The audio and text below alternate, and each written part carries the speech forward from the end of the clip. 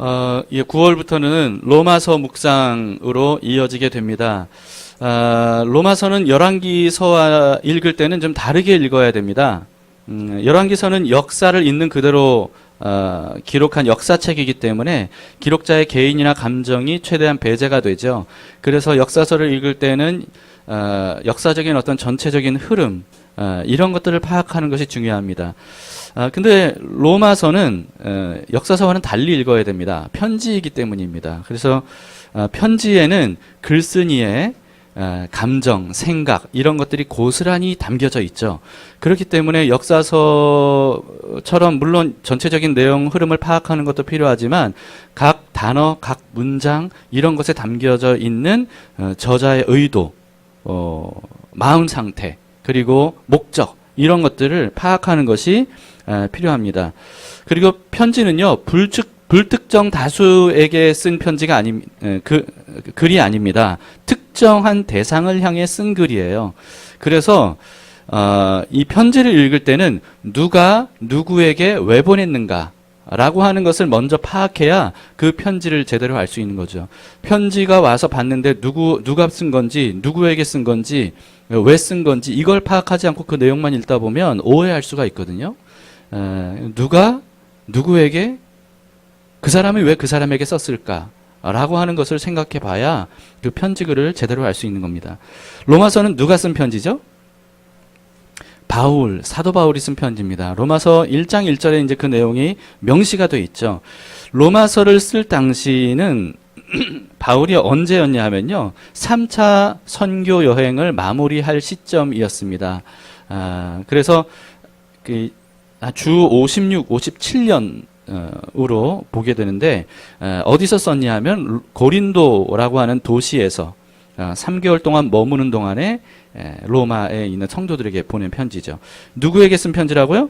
로마에 있는 성도들에게 쓴 편지다. 흔히 이제 로마 교회를 향해 쓴 편지다 이렇게 표현을 하는데, 로마 교회라고 했을 때 성경에 나오는 교회들을 마치 오늘날의 담길교회, 온누리교회, 수봉산교회 이런 식으로 어떤 특정 예배당에 함께 모이는 특정 교회를 생각하시면 안 됩니다.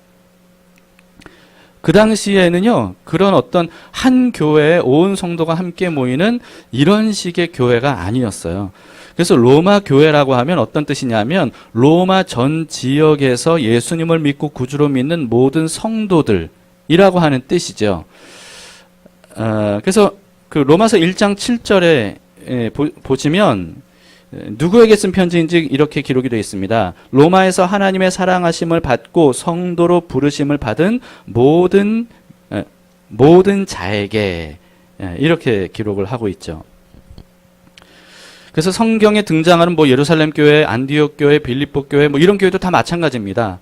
한 예배당에 다 같이 모여 있는 그런 교회의 형태가 아니고요. 그 지역, 빌립보 지역, 예루살렘 지역, 그 지역의 전체 성도들을 일컫는 말이라 라고 하는 겁니다. 그래서 그 당시에는요, 오늘날처럼 교회를 건물로 보지 않았어요. 전혀 교회를 건물로 생각하지 않았습니다. 교회하면 예수 그리스도를 믿는 성도들을 의미했어요. 그러니까 우리도 그때로 돌아가야 됩니다. 성전이라고 하는 개념도 마찬가지입니다. 예배당은 성전이 아니라는 사실을 제가 여러 번 말씀을 드렸어요. 성전은 예배당이 아닙니다. 성전은 하나님을 모신 교회 공동체예요. 그래서 고린도전서 3장 16절에도 이렇게 말씀하죠. 너희는 너희가 하나님의 성전인 것과 하나님의 성령이 너희 안에 계시는 것을 알지 못하느냐. 이 성전이라고 하는 말 자체가 하나님께서 거하시는 곳이라고 하는 뜻이잖아요. 근데 하나님은 건물 안에 덩그러니 계시는 분이 아니에요. 하나님이 여기 계신 이유는 예수 믿는 우리가 이곳에 모였기 때문입니다. 우리가 이곳에 안 모이면 예수님은 이 건물에 계시지 않아요. 무슨 뜻입니까? 건물이 성전이 아니라는 거예요. 성전의 정체는 뭐예요? 우리 교회 공동체라는 겁니다. 그래서 마태복음 18장 20절에 두세 사람이 내 이름으로 모인 곳에는 나도 그들 중에 있느니라 이렇게 말씀하셨어요. 그러니까 예수 그리스도의 이름으로 모인 그곳에 하나님이 계시기 때문에 그곳이 성전이라는 건데요. 그 곳이라고 하는 것은 장소가 아니라 모인 곳을 의미하는 거죠. 모임 그 자체라는 겁니다. 그래서 여러분 한국교회는 더 이상 건물을 성전이라 부르면서 예배당 건물의 최고의 가치를 부여해서는 안 됩니다. 이게 원래는요 종교개혁과 함께 일찌감치 사라졌어야 되는 중세시대의 이 폐단이에요. 근데 이게 아직까지도 너무나도 많이 남아 있습니다. 건물들을 향해서 무슨 성전 이렇게 부르면서 그 건물 자체를 굉장히 신성시하고 가장 중요한 가치가 있는 것처럼 생각하는데 그래서는 안 된다는 거죠. 성전은 그렇게 여러 개일 수가 없습니다. 이건 성경적이지 않아요. 그래서 우리가 예배당 자체, 건물 자체에 집중하고 그것에 최고의 가치를 부여하기보다는 어떻게 해야 됩니까? 진짜 성전인 우리 사람들, 성도들의 모임, 여기에 하나님께서 임하시도록 거기에 모든 힘과 뜻과 마음을 모으는 것이 필요하다는 거죠. 아무튼 여러분 그 로마서는 이와 같이 로마에 있는 모든 성도들, 로마 교회들을 향해 쓴 편지라는 사실을 기억하시기 바랍니다. 그런데 흔히 편지라고 하면 우리가 이미 아는 사람들에게 보내잖아요. 그런데 사실 바울은 로마에 가본 적이 없어요. 로마 성도들을 만난 적이 없어요. 근데 왜 이들에게 편지를 보냈을까? 라고 하는 거죠. 로마서가 쓰여진 이유입니다. 첫 번째는 바울은 로마에 갈 계획이 있기 때문이에요. 이전에도 사실 로마 제국의 심장부인 로마에 가고 싶어 했지만 여러 가지 사정상 가지 못했습니다. 근데 조만간 가겠습니다. 라고 하는 것을 이제 미리 예고하기 위해서 로마서를 쓴 겁니다. 그리고 또 두 번째는 뭐냐 하면요. 사실 바울의 최종 목적지는 로마가 아닙니다. 로마를 거쳐서 지중해 서쪽 끝에 위치한 서바나, 이제 성경에는 서바나라고 써 있거든요. 이 서바나가 스페인을 의미해요. 그러니까 그 지중해 서쪽 끝으로 가서 거기서 이제 복음을 전하는 것이 목표인 겁니다. 그래서 로마서 15장에 보면 바울이 로마 성도들에게 자기가 로마에 가면 그러면 자기를 서바나로 보내달라고 이런 부탁하는 글이 나와요. 바로 이 부탁을 하기 위해서 로마서를 쓴 거기도 하죠. 근데 무엇보다도 로마서를 쓴 가장 중요한 이유와 목적은 뭐냐 하면요. 로마 성도들의 하나됨을 위해서였습니다. 무엇 때문이라고요? 로마 성도들의 하나됨. 사실 로마 교회는 해결하기 어려운 갈등의 문제가 있었어요. 이런 갈등은 그냥 단지 뭐 싸우고 화해하고 이런 문제, 다툼의 갈등 정도가 아니었습니다. 인간적인 노력으로는 결코 해결할 수 없는 문제의 갈등이었어요. 그럼 왜 그러냐면 로마 교회를 구성하는 구성원들 때문이었습니다.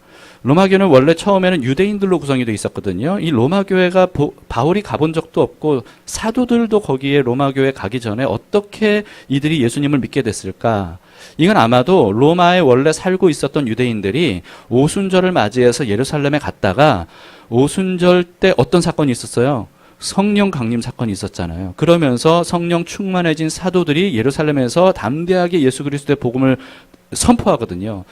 그래서 이 오순절에 예루살렘에 모였던 수많은 디아스포라 유대인들이 예수님을 믿게 되는 이런 놀라운 일들이 일어나게 됩니다. 근데 그랬던 로마에 있었던 유대인들이 다시 로마로 돌아가서 거기서 교회를 형성했다는 거죠. 그런데 주후 52년에 로마 황제인 글라우디오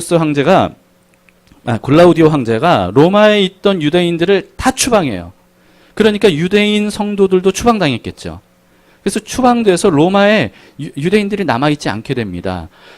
2년 동안 그렇게 되는데요. 그 기간 동안에 로마에 있었던 헬라인들이 예수님을 믿는 사람들이 점점 많아지면서 그들이 로마 교회를 새롭게 형성을 하게 된 거예요.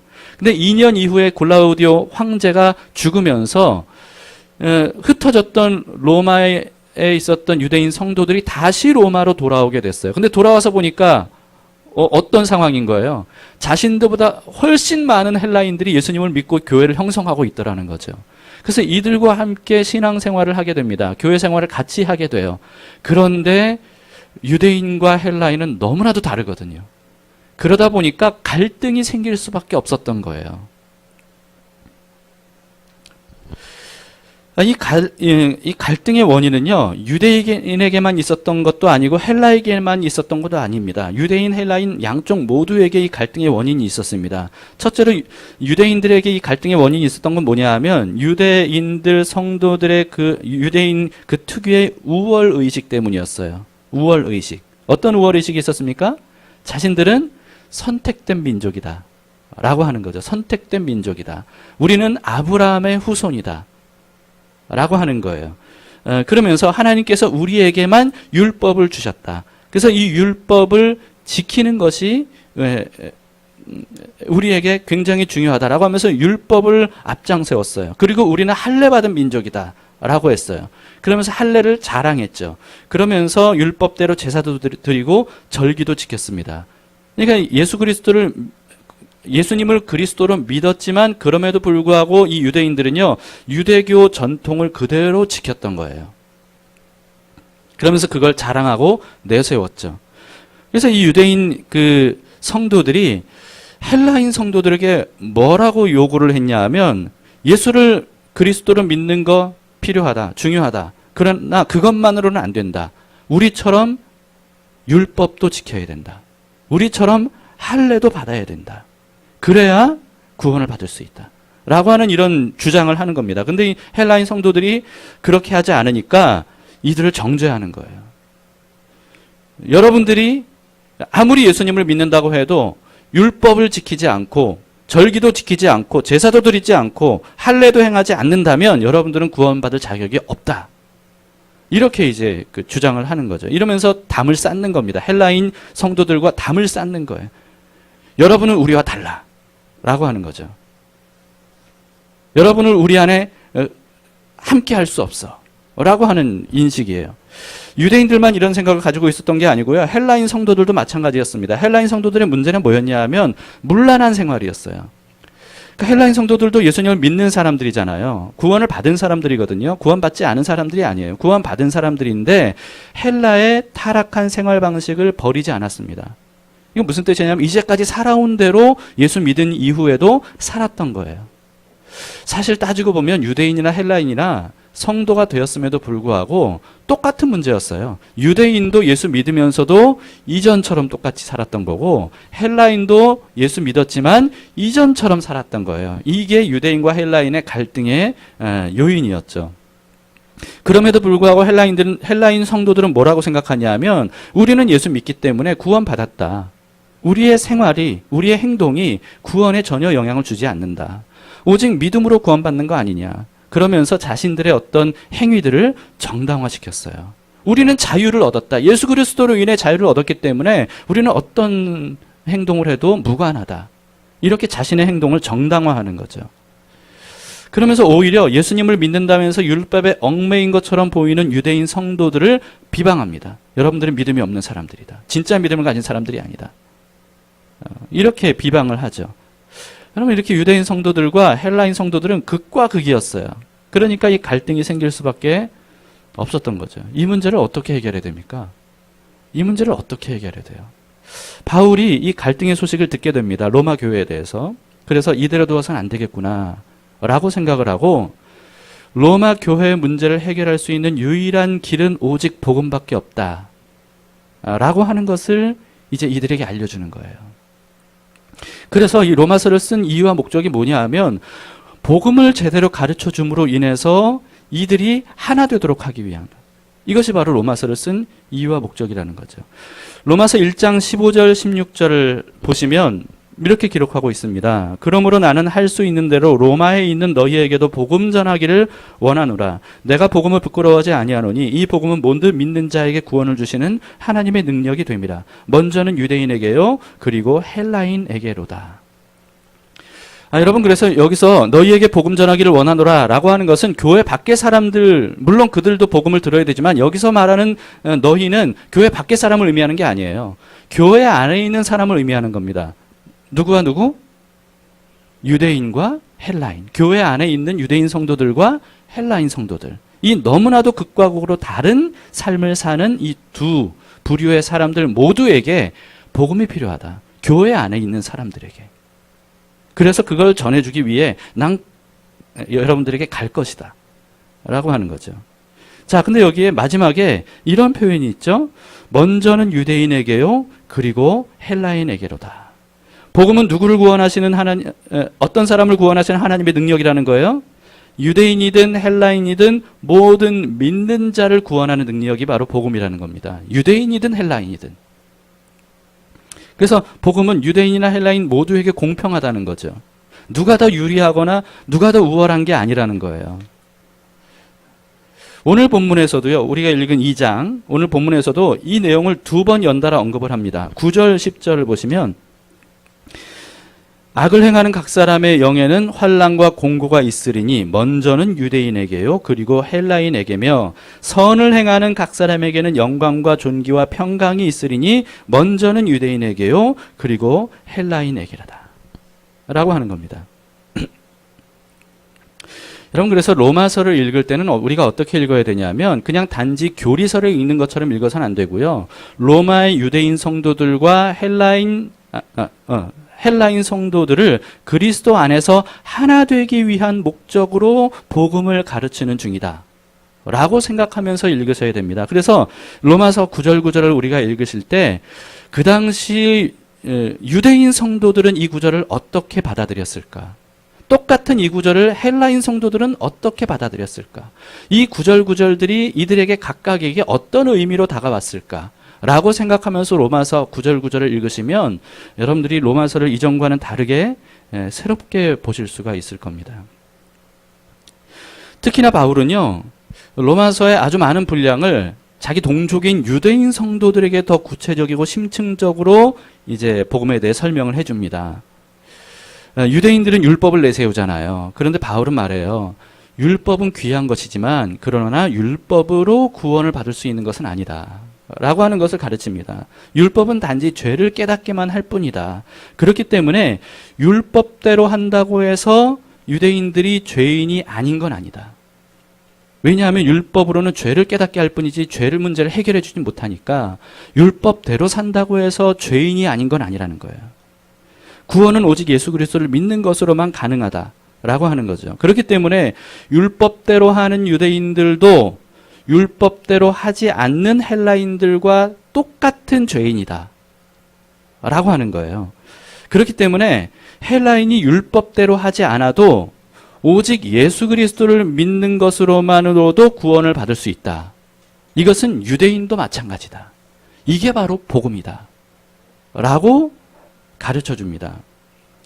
여러분, 그래서 유대인들은 생각했어요. 헬라인들이 변해야 돼. 근데 헬라인들은 또 생각했어요. 유대인들이 변해야 돼. 이렇게 생각했습니다. 그런데 바울은 그게 아니라는 거예요. 모두에게 복음이 필요하다는 거예요. 모두를 변화시키는 복음이 필요하다는 거예요.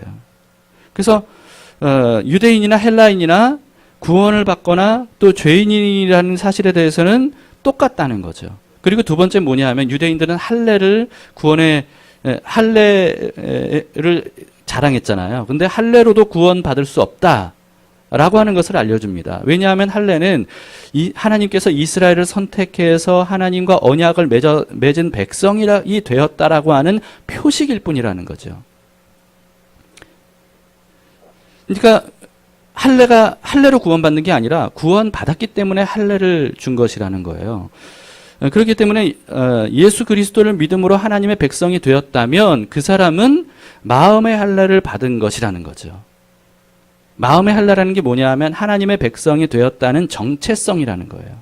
하나님의 백성이 되었다는 이 정체성으로 살아가는 사람이 마음의 할례를 받은 것이라는 거죠. 그래서 로마서 22장 28절 29절에 보면 이렇게 기록합니다. 무릇 표면적 유대인이 유대인이 아니요 표면적 육신의 할례가 아니니라. 오직 이면적 유대인이 유대인이며 할례는 마음에 할지니 영에 있고 율법 조문에 있지 아니한 것이라. 그 칭찬이 사람에게서가 아니요 다만 하나님에게서로다. 이렇게 말씀합니다. 그러니까 이제 육체의 할례가 중요한 게 아니고 어떤 할례가 중요해요? 마음의 할례. 여러분, 근데 이 마음의 할례는요, 신약 성경에 새롭게 등장한 개념이 아닙니다. 하나님께서 할례를 말씀하실 때 애초에 육체의 할례를 주신 이유는 마음의 할례를 가르쳐 주시기 위함이었어요. 그래서 구약 성경에도 마음의 할례에 대해 여러 차례 설명을 합니다. 대표적으로 신명기 10장 16절에 이렇게 기록합니다. 신명기는 율법을 기록하고 있는 내용이잖아요. 근데 이렇게 기록해요. 그러므로 너희는 마음의 할례를 행하고 다시는 목을 곧게 하지 말라. 근데 유대인들은 육체의 할례를 자랑하는 사람들이었어요. 그러면서 육체의 할례를 받지 않으면 구원받을 수 없다. 이렇게 얘기했습니다. 그러나 그렇지 않다는 거예요. 육체의 할례를 받지 않는 헬라인들도 예수 그리스도를 믿고 구원을 받아서 하나님의 백성이라는 정체성으로 살아가면 그러면 그 사람은 마음의 할례를 받은 사람이다. 마음의 할례를 받았다면 육체의 할례를 굳이 받을 필요가 없다라고 하는 거예요. 이것이 복음의 능력이라는 거죠. 복음의 능력은 마음의 할례를 받게 하는 것이다. 하나님의 백성이 되게 하는 것이다. 라고 하는 거예요. 유대인들 마찬가지라는 거죠. 유대인들도 육체의 할례를 받았다고 해서 자기가 구원받았다고 여겨서는 안 된다는 거예요. 마음의 할례를 유대인들도 헬라인과 마찬가지로 받아야 된다는 거예요. 이 마음의 할례를 받게 하는 것은 헬라인에게도 마찬가지인 것처럼 유대인도 오직 복음으로만 가능하다는 거예요. 또 유대인들이 내세웠던 건 뭐예요? 자신들은 아브라함의 혈통적 후손이라는 거예요. 그러나 바울은요, 아브라함의 혈통적 후손이라는 것만으로도 구원을 받을 수 없다고 가르쳐 줍니다. 왜냐하면 하나님께서 아브라함을 의롭게 여기셨는데 그 의롭게 여기신 근거가 아브라함이 율법의 행위를 했기 때문이 아니라는 거죠. 왜냐하면 율법 있기 전의 사람이거든요. 그리고 할례를 행했기 때문도 아니라는 거예요. 왜냐하면 아브라함이 의롭게 여긴 것은 아브라함이 할례 받기 전이었거든요. 그렇다면 아브라함이 하나님께 의롭게 여김을 받게 된 이유가 뭐냐는 거죠. 단 하나, 하나님을 믿었기 때문이라는 거예요. 그래서 로마서 4장 23, 24절에 이렇게 말씀합니다. 그에게 의로 여겨졌다. 그는 아브라함이죠. 의로 여겨졌다 기록된 것은 아브라함만 위한 것이 아니요 의로 여기심을 받을 우리도 위함이니 곧 예수 우리 주를 죽은 자 가운데서 살리신 이 누구예요? 하나님. 그 하나님을 믿는 자니라. 여기서 믿는 자는 헬라인이든 유대인이든 믿는 자가 아브라함처럼 의로 여김 받는 구원받은 백성이 된다. 라고 하는 거예요. 그렇기 때문에 아브라함의 혈통적 후손이 아닌 헬라인들도 유대인들과 마찬가지로 오직 예수 그리스도를 믿는 믿음만으로 아브라함의 후손이 될 수 있다 없다? 있다 하는 거예요. 왜냐하면 아브라함은 유대인들만의 조상이 아니라 모든 믿는 사람의 조상이라는 거예요.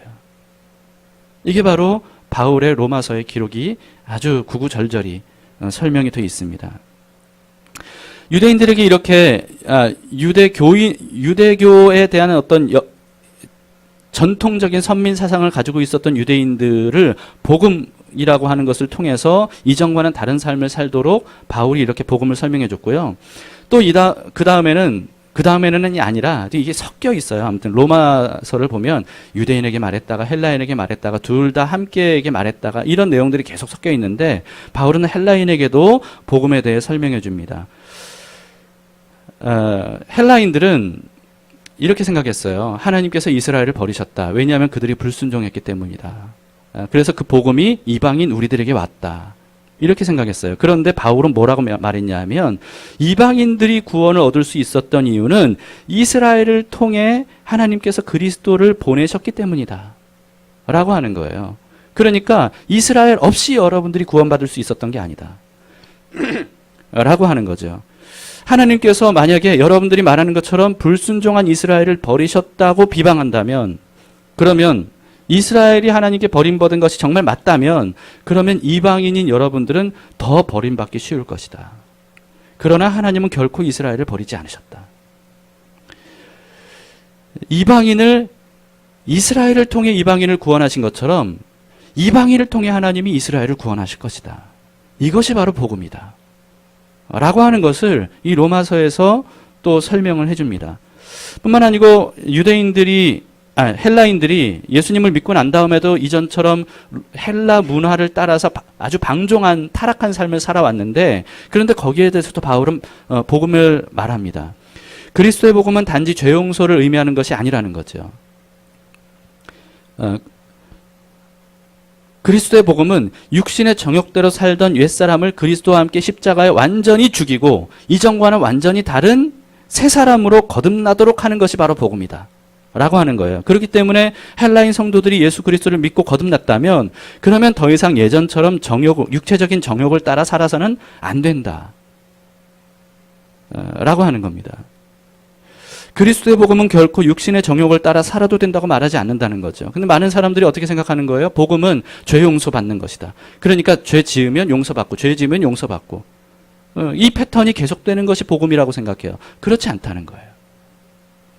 로마서 8장 12절에서 14절까지 보시면 바울이 이렇게 설명합니다. 그러므로 형제들아, 우리가 빚진 자로 돼 육신에게 져서 육신대로 살 것이 아니니라. 너희가 육신대로 살면 반드시 죽을 것이로되 영으로서 몸의 행실을 죽이면 살리니 무릇 하나님의 영으로 인도함을 받는 사람은 곧 하나님의 아들이라. 물론 헬라인 성도들이 유대인 성도들의 요구처럼 율법대로 해야 구원받는다는 것은 아니에요. 그러나 예수 그리스도를 오직 믿음으로 구원을 받았다면 그 사람은 이전처럼 살아서는 안 된다는 거죠. 이전처럼 살았다고 해서 구원 못 받는 건 아니라는 거예요. 예수님을 믿으면 이전에 어떻게 살았든 관계없어요. 그러나 예수님을 믿었다면 이전처럼 살 수 없다는 거죠. 이전과는 달리 오직 하나님의 영으로 인도함을 받는 사람이 돼야 된다는 거예요.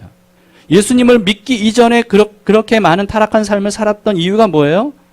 하나님의 영의 인도함을 받지 않고 죄의 영의 인도함을 받았다는 거죠. 그러니까 죄의 노예로 살 수밖에 없었던 거예요. 그런데 예수님을 믿고 거듭난 새로운 의인으로 거듭났다면 이제는 죄 이전처럼 살지 않고 하나님의 영의 인도하심을 받아야 된다. 이것이 구원받은 증거다라고 하는 거죠. 오늘 본문에서도 바울은 이렇게 말합니다. 2장 6절 8절에 보시면 하나님께서 각 사람에게 그 행한 대로 보응하시되 참고 선을 행하여 영광과 존귀와 썩지 아니함을 구하는 자에게는 영생으로 하시고 오직 당을 지어 진리를 따르지 아니하고 불의를 따르는 자에게는 진노와 분노로 하시리라. 이 당시 헬라인들뿐만 아니고요. 어쩔 수 없이 우리도 유대인이 아닌 이방인이어서 그런지 오늘날의 우리들도 이와 같은 많은 오해를 하는 경향이 있어요. 복음에 대해. 또 특히 로마서에 쓰여진 복음에 대해 오해를 하는 경향이 있습니다. 그건 뭐냐 하면 행위가 아니라 오직 믿음으로 구원받는 것이기 때문에 행위와 구원은 전혀 상관이 없다고 착각하는 거예요. 그래서 로마서는 믿음에 대한 책일 뿐이지 행위에 대해서는 말하고 있지 않다고 이렇게 오해를 해요. 이거는 색안경을 끼고 로마서를 보는 겁니다. 색안경을 벗고 로마서를 보면 로마서에 얼마나 행함에 대해서 강조하고 있는지를 알 수가 있어요. 성경을 자세히 보세요. 그리고 로마서를 다시 자세히 보세요. 하나님은 사람을 심판할 때 뭘 보고 심판하신다고요? 방금 우리가 읽은 6절 8절만 봐도 뭘 보고 심판하신다는 거예요? 행위를 보고 심판하신다는 거예요. 행위를 보고. 그러면 믿음으로 구원받는 게 아닌 거예요? 아니에요. 믿음으로 구원받는 겁니다. 이전의 행위와는 관계없이 오직 예수 그리스도를 믿으면 구원받아요. 그런데 그 사람이 구원받았는지 안 받았는지 그 증거를 무엇을 보고 판단한다는 거예요? 행위를 보고 판단한다는 거예요. 예수 그리스도를 믿고 진짜 거듭난 사람은 이전과 다른 행위를 한다는 거죠. 그런데 예수 그리스도를 믿어서 구원받았다고 자부하면서도 이전과 똑같이 살아간다면 그 사람은 거듭났다는 증거가 없다는 거예요. 구원받은 사람이라는 증거가 없다는 거예요.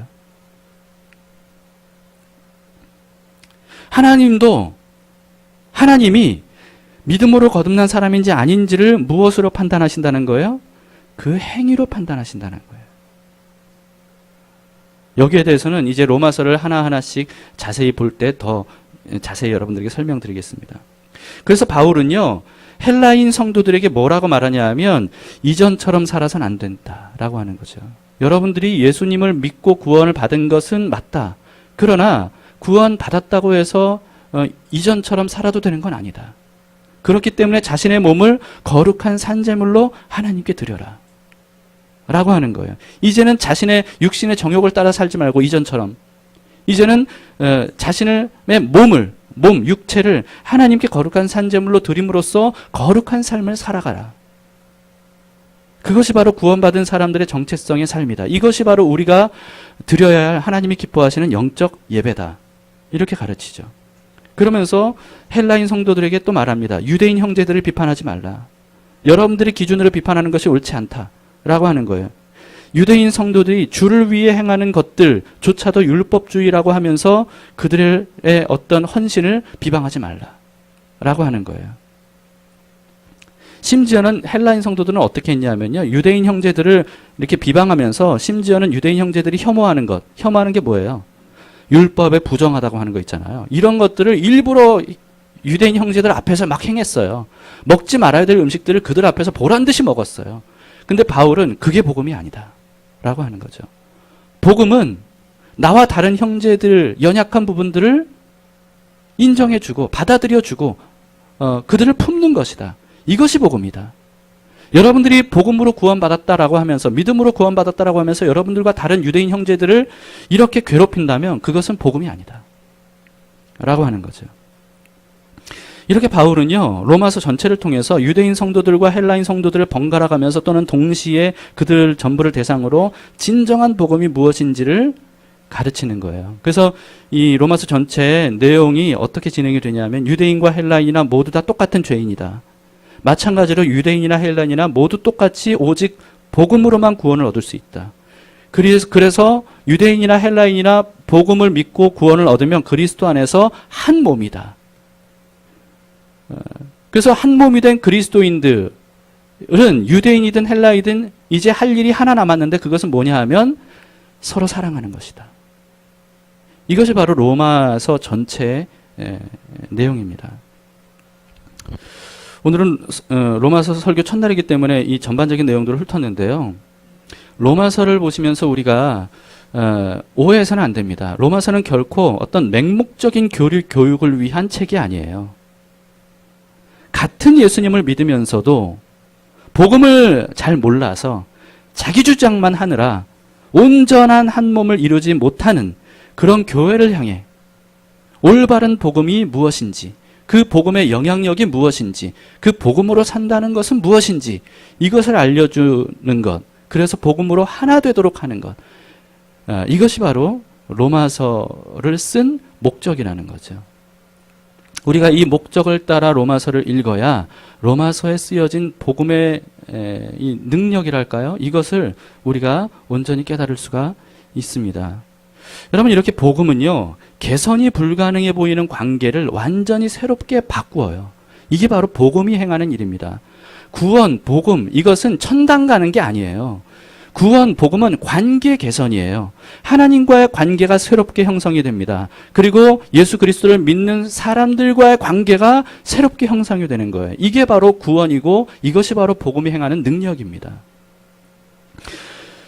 개선이 불가능한 관계, 인간적인 노력으로는 이 관계가 해결되질 않아요. 근데 무엇으로만 해결이 됩니까? 복음으로만 해결이 될 수 있다는 거예요. 왜냐하면 복음은 사람 자체를 속에서부터 변화시키기 때문입니다. 사람이 바뀌지 않으면 아무리 노력해도 이게 해결이 안 돼요. 근데 복음은 그 사람을 바꾸는 거예요. 그래서 여러분, 복음을 단지 예수 믿고 구원받는 도구로만 생각하시면 안 됩니다. 그냥 교회 처음 와서 구원받기 위해서 기초반에서 복음을 배우고 예수님이 당신을 위해 죽으셨습니다. 당신은 이제는 구원받은 하나님의 백성입니다. 이것만이 복음이 아니라는 거죠. 복음의 깊이와 넓이와 높이와 길이는요, 그 정도가 아니에요. 복음의 사이즈는 얼마나 큰지 몰라요. 이 복음을 우리가 다 알 수 없어요. 그런데도 불구하고 예수 믿는 사람들이 복음은 기초반, 예수 그리스도로 인해 믿고 구원받는 거, 그건 나도 알지. 그게 복음이지. 뭐 좀 새로운 거 없나? 그렇게 생각해요. 그렇게 생각하는 사람은 복음을 아직 잘 모르는 사람입니다. 오늘날에도요, 교회 안에서 네 편 내 편 갈라져 싸우는 사람들이 얼마나 많은지 몰라요. 교회 밖에서 사람들은 뭐 말할 것도 없고 교회 안에서도 이게 해결이 안 되는 거예요. 이게 왜 해결이 안 될까요? 복음을 잘 모르기 때문입니다. 물론 본인들은 복음을 잘 안다고 하면서 복음은 이런 거라고 술술술 설명할 수 있을지 몰라요. 그러나 복음을 교리적으로 잘 안다고 해서 복음을 아는 건 아니에요. 복음을 제대로 알면 결코 자기를 자랑할 수가 없습니다. 복음을 제대로 알면 결코 타인을 비방하거나 업신여길 수 없어요. 복음을 제대로 알면 이전 같은 방식으로 살 수가 없습니다. 복음을 제대로 알면 끼리끼리 당을 싸우고 싸우지 않아요. 복음을 제대로 알면 자신이 얼마나 뿌리 깊은 죄인인지를 깨닫게 됩니다. 복음을 제대로 알면 오직 그렇기 때문에 예수 그리스도의 은혜만이 구원받는 구원받을 수 있음을 깨닫게 돼요. 복음을 제대로 알면 이전 같은 죄인의 삶을 거부합니다. 복음을 제대로 알면 자기 주장을 버려요. 오직 예수 그리스도의 말씀대로 살아요. 복음을 제대로 알면 다른 사람들을 비방하기보다는 예수님이 하신 것처럼 다른 사람들을 받아줘요. 사랑으로 섬겨줍니다. 높은 위치에 서지 않고 낮은 자리로 내려가요. 여러분, 그래서 복음은 구원받을 때만 필요한 게 아니에요. 구원받은 사람이 살아가는 평생 동안 필요한 것이 복음입니다. 그런데 이 복음을 망각하거나 복음을 제대로 알지 못하면 교회 생활 아무리 오래 해도 복음대로 살지 못해요. 왜 우리의 삶에 해결되지 않는 갈등의 문제들이 있습니까? 갈등은 있을 수 있어요. 다툼은 있을 수 있습니다. 문제는 이게 해결이 되느냐 안 되느냐예요. 근데 우리는 이게 해결 안 되는 이유가 성격 차이 때문이다, 저 사람의 잘못 때문이다, 그렇게 생각해요. 그렇게 생각한다면 그 사람은 아직 복음을 잘 모르기 때문에 그렇게 생각하는 겁니다. 때로는 이렇게 생각합니다. 우리의 갈등의 원인은 저 사람 때문인데 저 사람이 복음을 모르기 때문이야 라고 생각한다면 그렇게 말하는 그 사람이 사실은 복음을 모르는 사람이에요. 복음을 제대로 안다면 그렇게 말할 수 없습니다. 그래서 저 사람에게 복음이 필요할 뿐만 아니라 나에게도 복음이 필요하다 라고 하는 사실을 우리는 언제나 잊지 말아야 돼요. 그래서 복음은 언제 필요합니까? 이 삶을 살아가는 주님 품 안에 안길 때까지 우리의 삶 전체적으로 계속 복음이 필요한 거예요. 이제 우리는 한 달여 동안 로마서를 묵상할 겁니다. 이 복음이 얼마나 놀라운 능력을 가지고 있는지, 영향력을 가지고 있는지, 이것을 로마서 한 구절 한 구절을 묵상해 보시면서 우리의 삶을 들여다보시고 우리의 삶에 복음의 능력이 나타날 수 있도록 소망하며 이 로마서를 묵상했으면 좋겠습니다. 오늘날 한국교회는 정말 복음이 필요합니다. 교회 밖에 있는 사람들에게 복음을 전하기 이전에 교회 안에 있는 사람에게 복음이 전해져야 돼요. 담길 교회 안에도 우리에게도 복음이 필요합니다. 우리 가정에도 복음이 필요합니다. 우리 일터에도 복음이 필요합니다. 한국교회에도 정말 필요한 것은 복음이에요. 어떤 프로그램이나 어떤 이벤트나 어떤 행사가 아니에요. 한국교회는 복음이 필요해요. 그때 비로소 갈라지고 싸우고 다투고 세상 사람들에게 많은 지탄의 대상이 되고 많은 죄들을 범하고 세상 사람들과 별반 다르지 않는 삶을 살던 교회가 복음으로 돌아가면 새롭게 변화가 됩니다. 관계가 개선이 되고 사랑으로 하나가 되고 서로 낮은 자리로 내려가고 그리고 세상 사람들을 향해 정말 예수 믿는 삶이 천국을 사는 그리스도인들의 삶이 어떤지를 직접 보여주는 그런 교회가 될 수 있습니다. 여러분, 복음을 과소평가하지 마세요. 복음은 현재 내가 알고 있는 그 수준이 아닌 겁니다. 복음은 일평생 우리가 연구하고 생각하고 묵상하고 배워도 다 배울 수 없는 그런 놀라운 영향력과 능력을 가지고 있습니다. 이 복음의 핵심은 뭡니까? 사랑이에요. 사랑이 없으면 복음이 아닌 겁니다.